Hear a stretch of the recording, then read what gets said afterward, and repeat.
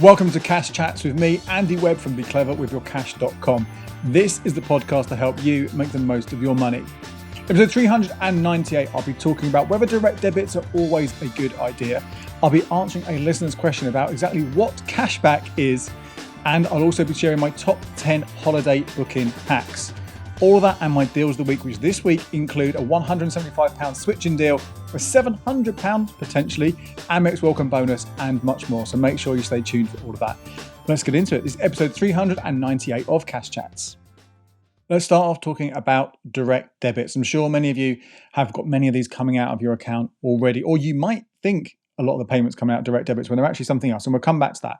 But fundamentally, a direct debit is a payment which you set up, you agree for this direct debit mandate with whoever it is you're trying to pay for a certain amount to come out. It could be, most of the time, it's every month because most of our bills are paid monthly, but it could be weekly, fortnightly, it could be annually for things that come out once a year, but you agree for that sort of payment to come out. Memberships and things like that often have that direct debit mandate on an annual renewal basis. But where they're different to other payment types, such as a standing order, is that amount of money can change. With a standing order, which effectively is where you're saying, I will send this money to this account. You've got the account details on whatever date it is on a regular basis. You're saying how much is going to go in. And if you want that to change, you have to manually change that. But the direct debit, it can be changed by the people you are sending money to, which is why it's so often associated with bills and things like that. They are generally good ways for us to pay, partly because of the direct debit guarantee. Because if something goes wrong, gets messed up, there's a protection there where you'll get that money back and compensation. But also because a lot of places where we do pay by direct debit, they give us discounts for doing that. So your gas and electricity bills is often money knocked off your bill by paying by direct debit versus standing order or just send the money across ad hoc. There might be other kind of discounts you get from similar sort of bills like that. So always look out for that. So give you a discount if you pay by direct debit. Lots of subscriptions do that as well.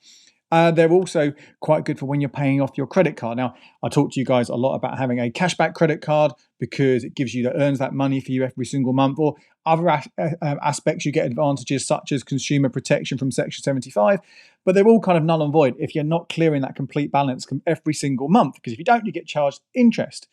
Setting up a direct debit, which again will be variable for the full amount, means whatever you have spent in that month will come out of your current account and clear that. You won't forget or you won't underpay it. A standing order for the set amount every single month sounds great, but if you spent more than that, then interest is going to be applied. So right, again, another great advantage for having a direct debit for that payment there. You might also be using a direct debit. You might have set up a number of these for your switching deals, which again I've spoken about quite a lot in the past. And if the quite simple ones you can have, if they're not for your ongoing expenses, they could be simple things where you pay money for yourself. And I've covered that in detail elsewhere, but it means you're eligible for switching offers and other banking rewards every single month. And of course, another thing I've shared with you quite a lot, if you are paying your bills by direct debit, then you can earn cash back on them. So lots of good reasons. This is primarily for the Santander Edge or Edge Up accounts now if you're a newbie, or the 123 or 123 Lite if you're a previous customer. Again, great advantages from having a direct debit. However, there are going to be times, and this is what I want to kind of bring to your attention because you might not be aware of it, very, very small number of times where a direct debit isn't actually going to be a good idea for you because it could be costing you more money. It could be more expensive for paying by direct debit. The big ones here are insurance, whether that's home insurance or contents insurance or your car insurance or travel insurance. Those policies, if that direct debit is coming out every single month, there's probably going to be a surplus and an extra little bit added on top, making it more expensive. Now, the alternative to this, obviously, and I'll talk about some of these other alternatives in a minute, is to pay up front, which is why it is a direct debit is spread over a year, because it makes it more affordable in lots of ways. But you are going to be paying extra for that. Not every time, but most of the time with a direct debit. Car tax and vehicle tax. Again, if you pay for that by direct debit, there is a surcharge. About 5% is added on if you pay a monthly or 6 monthly direct debits. Mobile phone handsets. If you are renewing via the mobile phone network itself and you're getting a new handset comes through, you're splitting the cost of that handset effectively over 12, 24, even 36 months now. There's often a little bit extra added on that makes the actual handset far more expensive than if you just bought it out front. And similarly with other kind of white goods that you might buy or rent, those kind of charges, spread it over a long time, TV, washing machine, stuff like that, that direct debit again is going to be more expensive. Now, sometimes this is because effectively it's a little markup on a loan. Because again, all those things I mentioned just now, you are spreading the cost of something over a long period of time. So ideally, if you are currently paying for any of these by direct debit, you kind of want to swap and you want to change instead, if you can afford it, to an annual payment. Now, obviously, as I said, that is going to be hard because all those things I've listed just now, easily hundreds, if not potentially with phones and things like that, thousands of pounds, and car insurance getting more expensive, home insurance, all these things together, often around the same time as well, isn't it? When you're renewing your home insurances, they tend to, because you move house, so you get car insurance there and your home insurance, these big payments coming out at the same time. That can be quite difficult. But there are some things you can do instead of using a direct debit potentially. One of them, this is an obvious one, right? But it's to save for it. And if you haven't done this already, it's never too late to start doing this now. Work out what the annual cost was last time you paid for all of those things, and then start putting that into a separate account every single month that is marked insurance. And you might want to break it down further, but car insurance, home insurance, whatever it might be. If there's, you want to get a new handset, start saving for it now, putting as much as you can afford every month into that thing and putting it aside, ring fencing it. So when that payment comes around, you can pay upfront for it and avoid that surcharge, that extra cost that comes by paying by direct debit. That's not obviously going to be possible for everyone, particularly if you've got these things coming up quite soon. Your taxes coming in a vehicle, whatever it might be. You have to wait till next year before that can really come into play. Then obviously you can look at ways to borrow at 0%. One of those would be a 0% purchase credit card. Now, these are effectively where you get this new credit card. Remember, as with all credit cards, go via an eligibility search first of all, and ideally do it via a comparison site because you see a number of different options rather than going to each different credit card provider. They give you a chance of getting accepted and also an indication of what you might get, how long you'll get at 0%, because some of these cards, they might say up to 24 months, but you might not get the full amount. That's just about an average amount of people who get that. So you get an idea of which one you want to go for. You might get an idea as well of the balance, because obviously some of these things, multiple things you might be wanting to put on this card at the same time might be more than that balance. But again, get an idea of how much you can borrow on those cards. You pay for that insurance, you pay for that new phone, whatever it is, on this 0% purchase credit card. And then very importantly, you make sure every single month you pay back at least the minimum, because if you don't pay back the minimum, then you're going to get hit with charges and potentially lose that 0% offer. But ideally, as much as you can afford each month. Specifically, so let's say it's 12 months for that insurance policy. You want to get that policy again, divide it by 12 and put at least 1/12 on the card every single month, clearing it off. So when the 0% period ends, you're not hit with a debt you can't afford. But that's something to think about to bring that down. You've obviously got buy now, pay later as well. But the things we're talking about right now, many of those things, because they are so expensive, the length of time where buy now, pay later is effectively interest-free is going to be a lot shorter. We're talking about 6 weeks, 2 months, something like that, maybe 3 months. But again, that's maybe not going to be enough for you to really spread that cost across. Very quickly, while we're on direct debit, just want to point out something else here which you might not be aware of when it comes to direct debits. A lot of your payments that you make with subscriptions, your Netflix, your PayPal, Spotify, all those kind of things, they are not actually going to be direct debits. They are called continuous payment authorities, CPAs. This is when you put in the checkout your long card number and put those details in. It feels like a direct debit, right? Doesn't it? Because the amount of money coming out might vary every single month, or the same thing coming out on a regular basis, but it is not the same. And that also doesn't have that protection when it comes to the direct debit guarantee. So just worth bearing in mind when you're thinking, what is a direct debit, what isn't? Those ones aren't, but you're unlikely to be getting charged extra for that. But also conversely, if you're using that to pay for things where you can get a discount, talked about energy bills, for example, then you won't be getting that discount. So it's only worth having a look at how you are paying for these different things. Be Clever with Your Cash is 10 years old in 2024. So I'm sharing with you across the year some of my top 10 money saving and money making hacks across a number of different topics. They're not going to be an exhaustive list. They're just some of my favorite ways, some of the weirder ways you might not have heard about, or some of the ones that I think are really, really going to make such a big difference. And this time I want to talk about holidays. Now, hack number one, there's two parts to this. First of all, when you're booking your hotels, your car hire, your car parking, any of these kind of things, book them as early as possible. But also, and this is the second part of it, make sure, you don't have to do this, but just potentially choose a select option where you can cancel the booking right up until you go away. So we're booking it in advance, you're hopefully locking in a deal before things sell out. But by having that opportunity to cancel it later on, it means if another deal comes along, either for the same place, the exact same place, I've done this before, cancel a hotel, book the exact same room but a lower price in the days beforehand, or maybe a different destination, a different place to come down a lot lower in price and you're getting more for the same amount of money, you can do that. Now, you will be paying more often for this option for free cancellation, so you might not want to go with this route because there's no guarantee prices will drop. But I like to do this because it gives me that flexibility when things come along.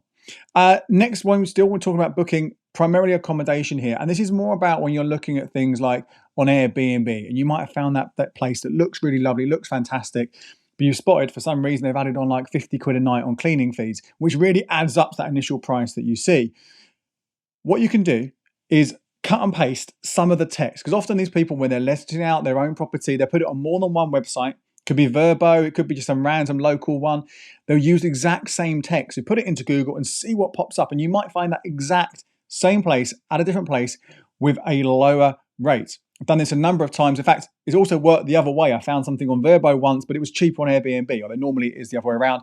So do that. That's hack number 2. See if you can find the same place for less elsewhere. It does apply also, obviously, to hotels as well. You can use comparison sites like Kayak. Do that one, but it's not so much of a hack. Hopefully, you guys know that one already. Now, here's the next level, though. So let's say you found that place that you want to book. You found it at the lowest price. Don't just then book it. Go and see if you can earn some extra off that in the form of cashback or a voucher code. Now, you know Top Cashback, you know Quidco. They're often pretty good ones to go down those routes.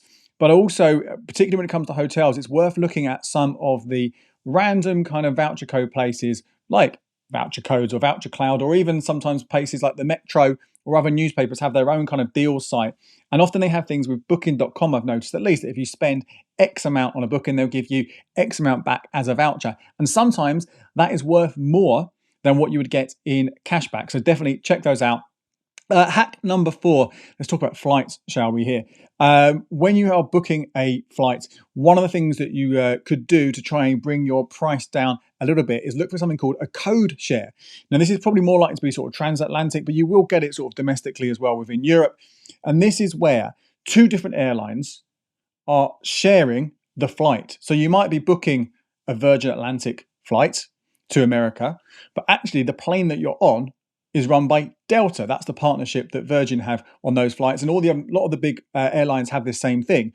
So you're booking it with one, but the flight can be someone else. Now, that exact same flight will be listed on the other airline's own website, and sometimes they can be cheaper. That may well be down to things like a sale running on one and not on the other, or maybe little extras that come with it. So definitely worth having a look on the code sheet. If there is a code sheet, see if the other airline is a little bit cheaper.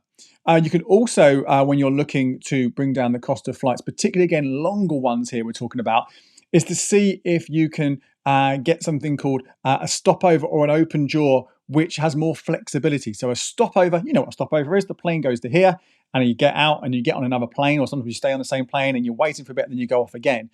And that could be a bit frustrating. It adds more time to your journey, but it does bring the price of the flight down. And sometimes you can have that stopover extended, so you get like a little city break for a day or 2. So you get to see an extra destination on your route. So it's worth seeing if you can do that. You can expand that stopover. Or the open jaw option is where you fly into one place and out of another. And again, that sometimes can be, if you're going to a place, you're not just sticking in the same destination, but you are traveling around, that also can sometimes work out a lot cheaper. There are some stipulations that come with that. Often it's about you can't be traveling further by land than you are by plane. But that's a really nice way that I've used in the past, hack in the past, to see more places and not having to then go back to the original place. And generally the flight's often working out around the same thing. Now, when the other thing with flights that you can look at here is if you have the flexibility, this hack here, not everyone's going to be able to do this, but this hack is for signing up for an email listing from something called Jack's Flight Club. Now, you might know about this one. It's pretty well known, but if you don't, this is a great hack, because this is where you are often able to get last minute, really, really, really good bargain flights in your inbox, and you can snap them up and go to all sorts of destinations for far, far, far less. There's a free version and there's a paid version. I've never gone for the paid one because I don't have as much flexibility. But if you are someone, maybe you're retired or you want a gap year or whatever it might is, then it may be worth paying for that. So you have the opportunity to go, right, I'm going to go and take this really bargain flight over there. So definitely sign up for that. And my last flight hack to talk about here is when it comes to actually choosing your seat on the plane, because that does make a difference, right? None of us like it when we're right up against the toilets, or you're maybe up where the bassinet's going to be, where the screaming kids are. There is a website called Seat Guru, and I use this all the time, to give you people to give reviews of which seats are giving you potentially the best value for money. So you want to avoid that particular one there, you want to avoid that one there. And that, I think, it might not be necessarily saving you any money, but it's definitely get you more value for that flight itself. That is flights. Let's move on to a general holiday thing with hack number 8. And this is around insurance. It is not a hack to tell you you need travel insurance. It's really important. It's not a hack to tell you you need to get that GHIT card, Global Health Insurance card, for any travel in Europe. Not a hack to tell you that you need to get that travel insurance when you book, because it covers you for that duration before you go away, not just when you're away. They're not a hack. But there is a potential hack in getting a packaged bank account. I have covered those in more detail recently, so I've got more information about those, so do check that out, plus an article at becleverwithyourcash.com. But this is where you pay a monthly fee for a current account, which also has travel insurance included as part of it. Now, on its own, I think it's better to get a separate travel insurance policy on the most part. But if you also want to get things like breakdown cover and mobile phone insurance, then getting them all bundled in this package can work out pretty decent. Plus, not all of them, but some of them will cover your whole family and might be sort of slightly larger kind of rules around who's covered as well. So do check out my other content on that, but certainly consider getting a packaged bank account if you are traveling a lot. We're talking here more than one holiday a year and worldwide, because that's when that amount of money can start to kind of balance out with the cost of just getting your own separate worldwide family travel insurance. Sticking with insurance as well, when you are out and about, you've got your car hire, you booked it early, hopefully. Hack number 9 is all about excess cover. Well, you've probably got your car hire and you've got there at the desk, haven't you? And they're saying you need to get this, because if you don't get this extra thing, they try and charge you that at the gate when you're sort of picking up the car, and sort of scare you and tempt you into buying this, as well as loads of other add-ons like tolls and things like that. Generally speaking, you do not need those things. In the same way you don't need to buy a sat nav extra because you've got your phone, all this kind of stuff. But the excess cover, that's one of the worst ones, because it will cost you a huge amount of money, yet you can buy a standalone separate excess cover for a fraction of that price. You go Google it, search for these different providers offering you this excess cover, and it will cost you way, way, way less, but you will be covered. Now, obviously slightly different to doing it with the car hire company themselves. In this one, you will have to pay it and then claim it back. So there will be maybe a bit of a cash thing going on for a short period of time, but you will get that money back rather than have to pay if the worst happens and there was an incident to happen with your car. And hack number 10, again, I told you this isn't exhaustive, and these are things which you might not know about. So I'm not going to go into detail about making sure you have a fee-free card to use overseas. Again, I've covered that plenty of times before. But the little hack here, more of a nugget of information, but it's a really, really important one. If you've gone down that route and you've got that fee-free card, to make sure you aren't getting charged extra by your bank every time you use it for your purchases or your cash withdrawals, what you don't want to do is then when the waiter comes over with the bill, or the retailer says to you, this is how much it costs, is for them to say, would you like to pay in pounds? If you pay in pounds, you are negating all that good work you've done by getting that specialist card. Always pay in the local currency. So there you go, just 10 of my favorite hacks for helping you save money when you're booking and on your holiday. For more information on these, head to becleverwithyourcash.com. Now, sadly, it has been a while since I've done an Ask Andy Q&A on the YouTube channel and Instagram, partly because in June I had a couple of weeks where I wasn't very well and I also went away for the week. But there will be one in July. But in the meantime, don't forget you can ask questions over in our Facebook group. The short URL is becleverwithyourcash.com/community. Join us there. We're on about, 12,500 people on there right now. Join us, you can ask your question, and if whether myself or the team can't chip in, someone else from the community will hopefully be able to point you in the right direction or share their own experiences. But I'm going to quickly share one that's come through actually on the YouTube channel this time from DTD, and they have said very sort of matter-of-factly, I don't understand what cashback means no matter how many times it explained to me. It's like the offside rule. So let's see if I can do that, if I can make that a little bit clearer for you, D. So there are a number of different forms of cashback, but let's focus first of all on the cashback you might get from a credit card or a debit card when you're spending. It is very, very, really, it doesn't sound real because it is so simple, right? You are spending with your card, with one of these cards that allows cashback, not all of them do. You are spending, and if you have a qualifying purchase, and different accounts might have different things which are restricted, but if it counts for cashback, let's say it's £100 and you get 1% cashback, well, that is £1 added to your account. And again, sometimes they pay it instantly. So Chase, for example, you instantly get that into a little cashback pot, which you can then transfer into your main account to spend if you wish to, or send it into savings instantly. Or maybe like the Amex cashback credit card, that one doesn't pay you until 12 months later. So all the cashback accumulates over the year. But that effectively is a really simple thing. And they're making that money from you or other customers in different ways, or potentially from retailers. So there's a big thing with American Express, where they are one of the big cashback cards out there. They do charge the merchants more than Visa and MasterCard cards do. So they're making some of that money from the retailer rather than from you. But again, it all adds up. They make the money and they give it back to you in one way. But don't worry, they are making profits elsewhere from us as customers. That's the main one that you get in terms of your everyday spending.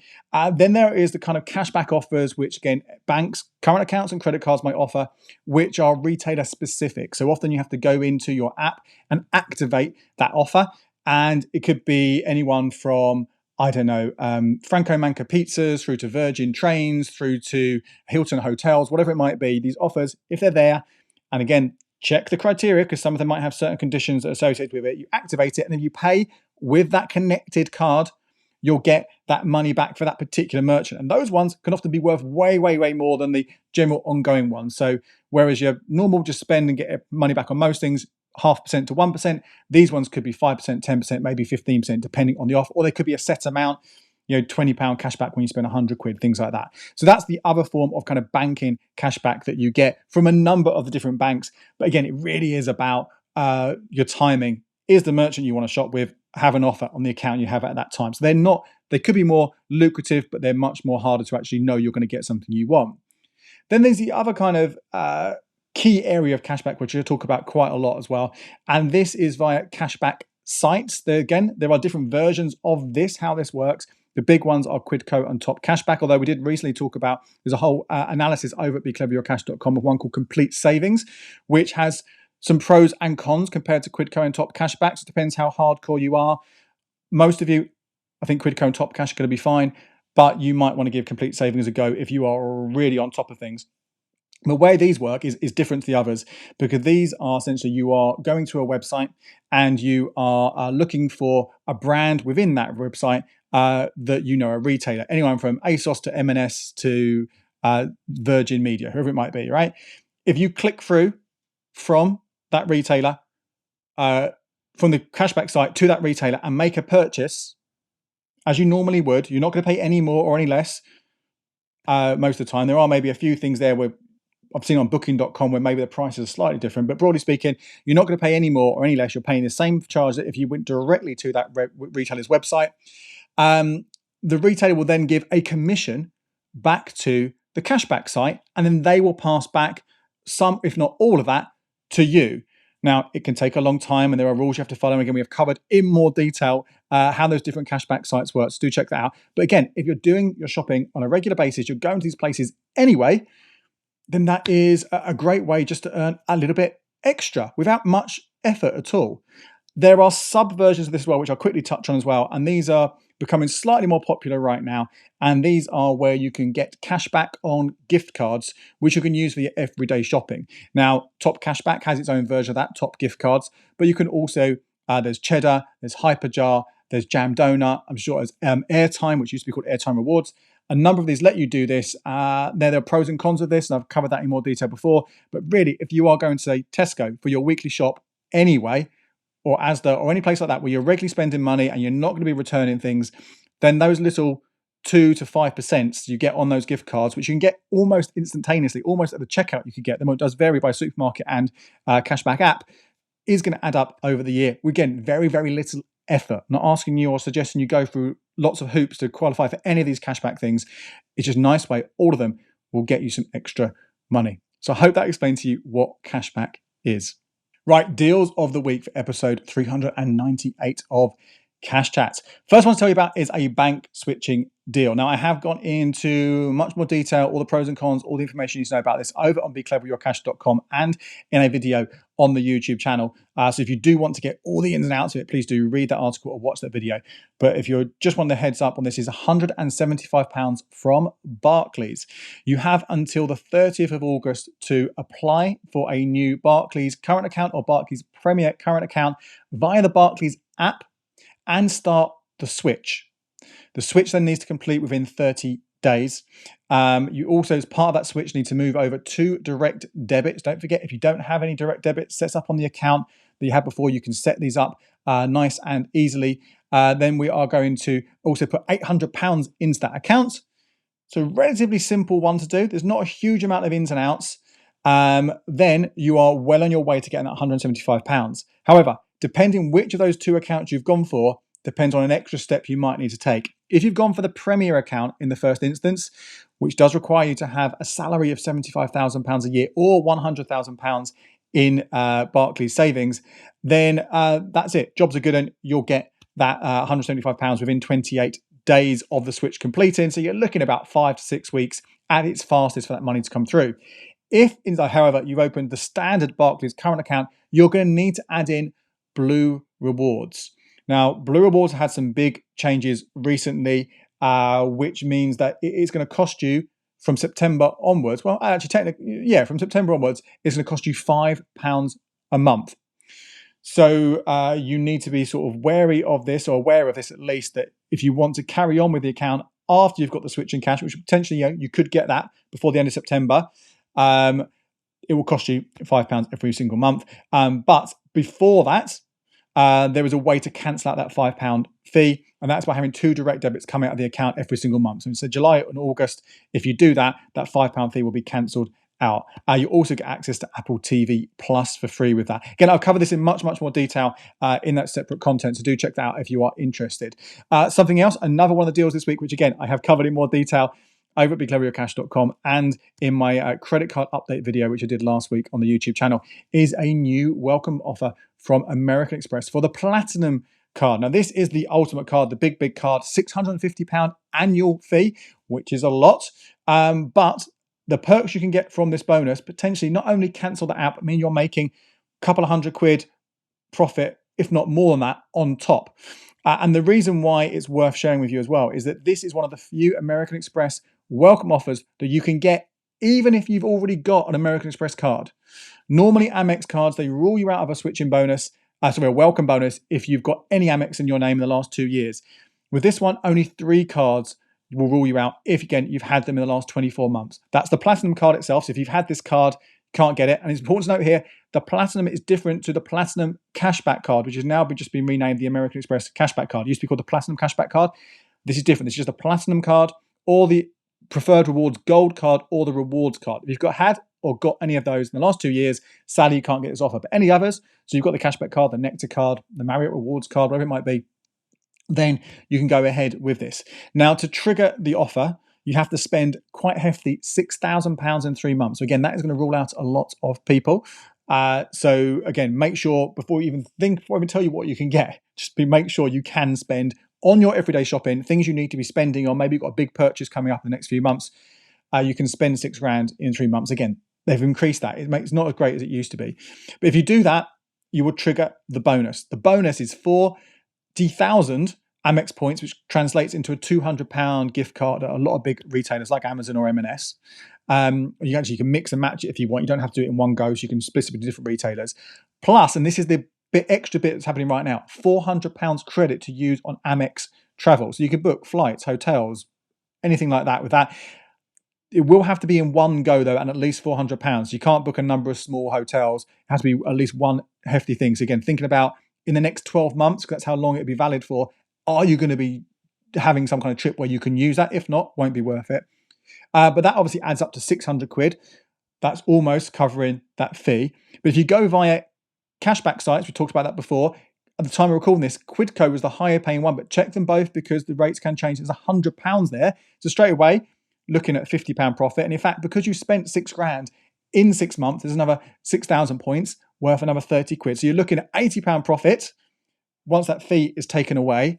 But then once you've got that card, I said there are extra things you can get as well. Free family travel insurance for the year. That could be worth 100, 150 quid, depending if you need it worldwide for the family, of course. If you just need it for your individual, not going to be as good. You can also get 50 quid Credit for spending at Harvey Nicks, so buy yourself some cosmetics or a candle or whatever it might be that costs around 50 quid. That's effectively free. £150 to spend in a UK restaurant. Again, there's selected restaurants, but there are chains like the Ivy Brasserie in there, as well as some nice big ones around the country. That extra £200 on top, plus that insurance, you're looking at sort of 300, 350 quid profit. And that's assuming that those offers I mentioned around Harvey Nicks and the restaurant credit don't renew on January the 1st, which they may well do, which could be another 200 quid on top of that. And of course, we still don't know yet about the Amex rules on pro rata refunds, ending of pro rata refunds. When that's going to happen, it's going to be late 2024 is the latest we've heard. So potentially you get that card in July, you trigger those July, August, September, maybe early October, you trigger that that bonus, you could cancel the card and get 9 months of that £650 fee refunded. So even more profits on top. Again, full analysis of that is relatively slightly more complicated than other offers. There's more information about that over on the website. Some other quick deals to share with you. There is a new regular saver from Principality paying 8%, which sounds really exciting, and it is. That's the highest paying savings account you can get right now, hands down. However, it only lasts for 6 months. The maximum amount you can save into it is £200 every month, which is not too bad, but we're not looking at a huge amount of interest after those 6 months in total. You're looking at less than 30 quid. But saying that, it's still the highest amount of interest you can get right now, that particular regular saver. Paramount Plus, the streaming service, not a huge amount of great stuff on there, although the new series of Frasier was very good. Some good back catalogue stuff on there. The new and former customers can currently get 67% off for the first 3 months. So if you haven't given it a go yet, or you want to try it out, that's not a bad opportunity to do that.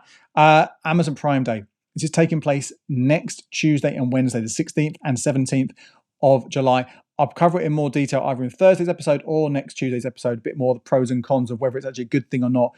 But if you do have Amazon Prime, there are some early deals on there right now which might be worth taking advantage of. For example, if you're eligible, we know what it's like with these Amazon deals, not everyone is eligible every single time, but you might be able to get £15 worth of credit to spend on a £30 spend during the Prime Day sales by uploading a photo. There's 5 months of the Prime Music as a free trial. Again, if you haven't had it before, a number of other items, the devices start to get discounted as well. So do have a look at that. But again, I'll give you more details about whether it's good or not pretty soon. And I'll leave you with one more savings offer to share with you. I will do a proper savings update video on the YouTube channel probably this Wednesday, an article over on becleveryourcash.com that encompasses all the top rates right now.